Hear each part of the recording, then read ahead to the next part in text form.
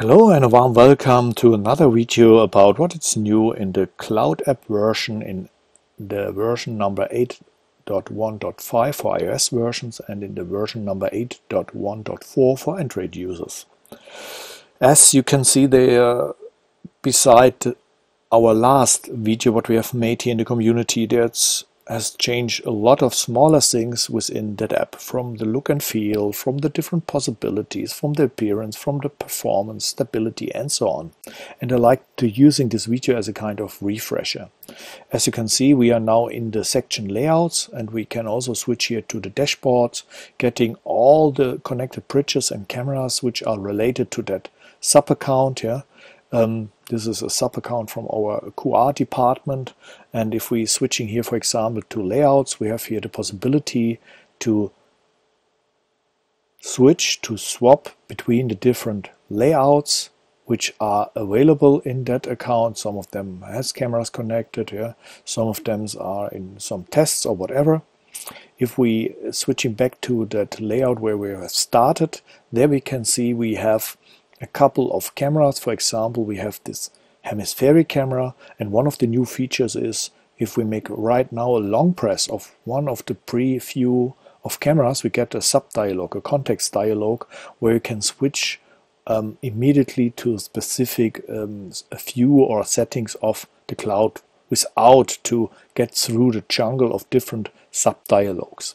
This is one user behavior which it's increasing the acceptance to switch and setting the cloud immediately.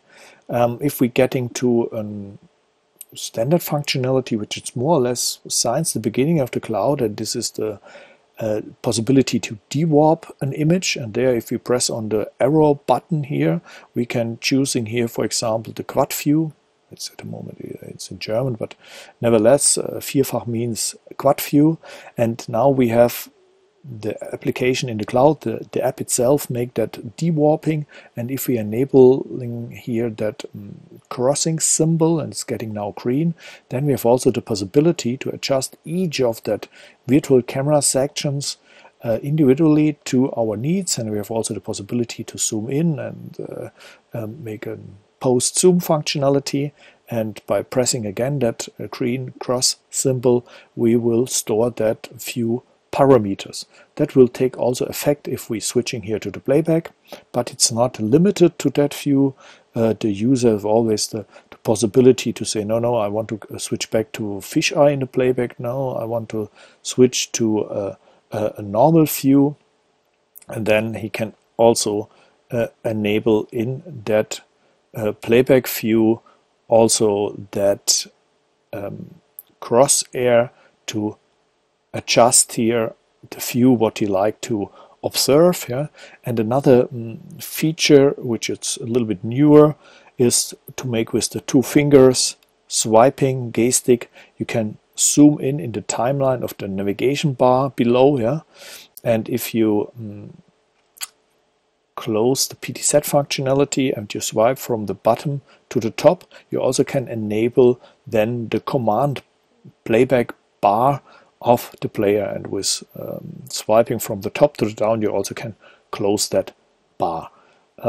If we're switching back to the live mode of the camera, there you will see there's a new button below, and this is this microphone button, and if we are pressing on that microphone button, I will not disturb here Perry during his work, but nevertheless I will show you here if you press here on the microphone button, that will enable the zip communication for two-way audio with the camera, and you can immediately hear also what I'm telling here via the microphone, and you hear also what Perry is talking. He's a meeting, so Perry, don't